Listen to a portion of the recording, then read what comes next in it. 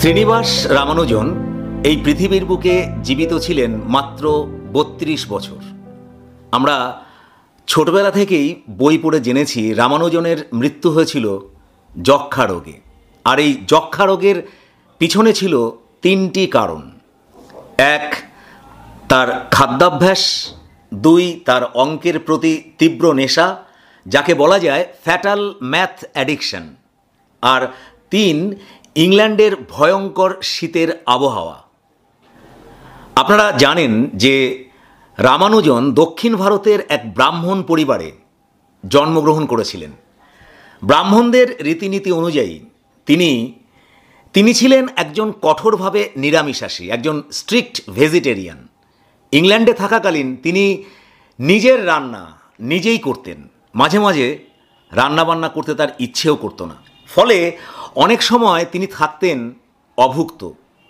এই ধরনের খাদ্যাভ্যাস থাকার জন্য তিনি কিন্তু মারাত্মক অপুষ্টির শিকার হয়েছিলেন। দ্বিতীয়ত, অঙ্কের প্রতি তার নেশা ছিল অকল্পনীয়, অবিশ্বাস্য।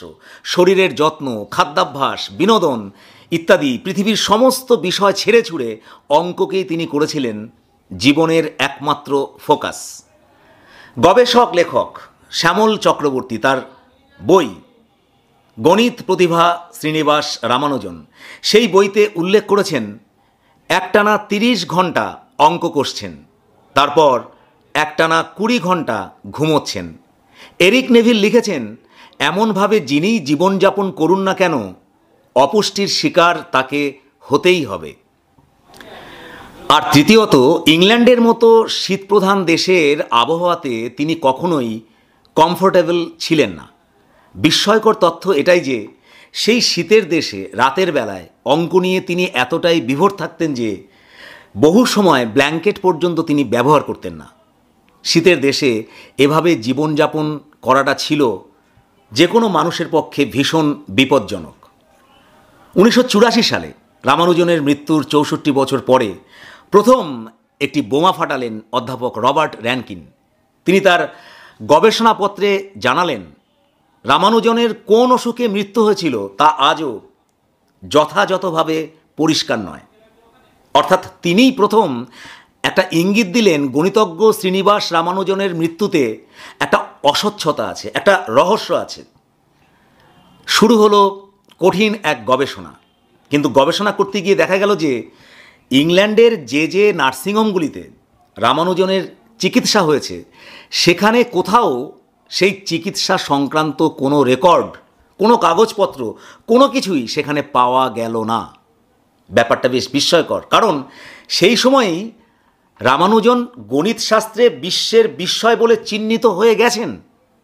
এই রকম একজন বিখ্যাত মানুষের চিকিৎসার রেকর্ড সংক্রান্ত কাগজপত্র সংরক্ষিত নেই, ভাবলেই বিস্মিত হতে হয়।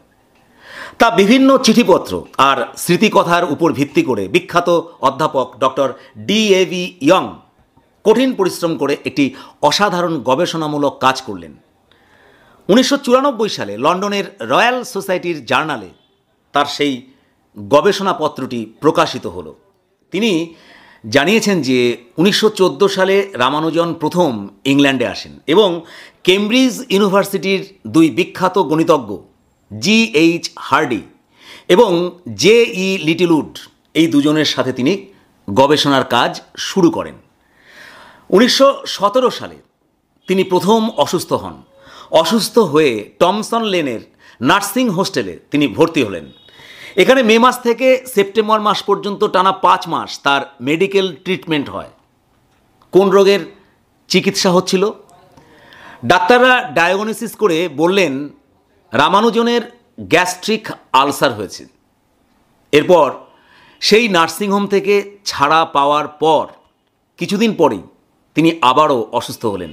এবার তিনি ভর্তি হলেন প্রথমে সমারসেটের মেন্ডিপ হিলস স্যানিটোরিয়ামে এবং ডার্বিশায়ারের ম্যাটলক হাউস স্যানিটোরিয়ামে। এই দুটি নার্সিংহোমে যক্ষা রোগীদের চিকিৎসা করা হতো। অর্থাৎ দ্বিতীয় পর্যায়ে ডাক্তাররা পরিষ্কার বললেন রামানুজন গ্যাস্ট্রিক আলসারে নয়, তিনি আসলে যক্ষা রোগে আক্রান্ত হয়েছেন। ডক্টর ডি.এ.ভি. ইয়ং তার গবেষণাপত্রে আরও জানিয়েছেন যে 1918 সালে রামানুজন নার্সিংহোম থেকে লন্ডনের ফিটজরয় হসপিটালে ভর্তি হয়েছিলেন, কারণ সেখানে চিকিৎসার সুযোগ ছিল অনেক বেশি।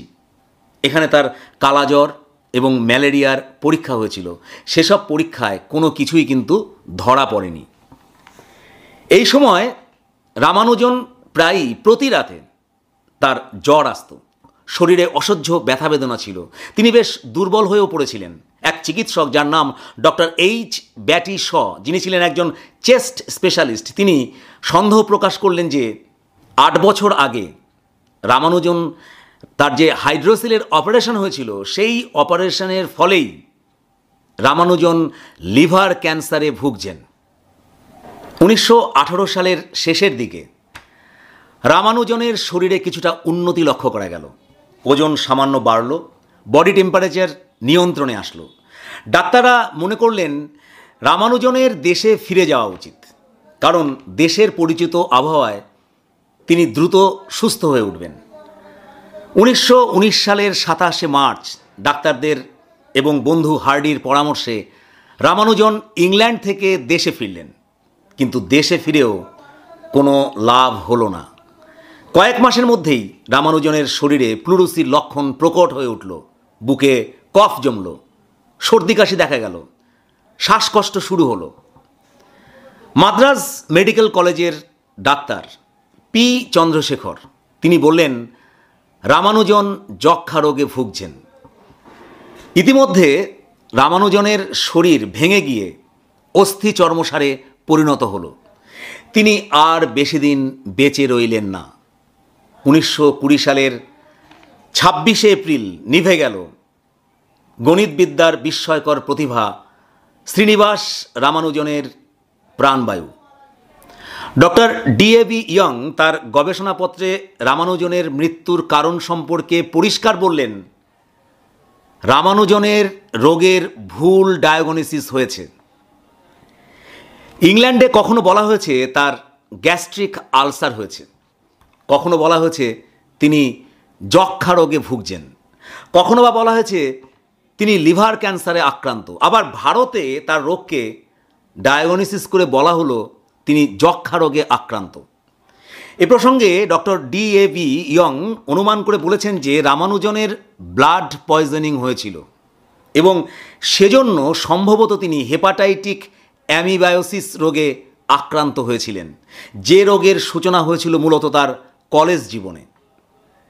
অর্থাৎ রামানুজন যে সত্যি সত্যি কী রোগে মারা গেলেন সেটি কিন্তু আজ পর্যন্ত সাধারণ মানুষের কাছে, এমনকি বিজ্ঞানীদের কাছে সম্পূর্ণ পরিষ্কার হলো না। ডক্টর ডিএভি ইয়ং তার রচনার কনক্লুশনে একটা সুস্পষ্ট প্রশ্ন তুলেছেন। তিনি বলেছেন কেন রামানুজনের রোগের সঠিক ডায়াগনোসিস হলো না। এ প্রসঙ্গে তার অভিমত ছিল এটাই যে রামানুজনের রোগটিকে যদি সঠিকভাবে ডায়াগনোসিস করা যেত তাহলে কখনোই তার অকাল মৃত্যু ঘটত না।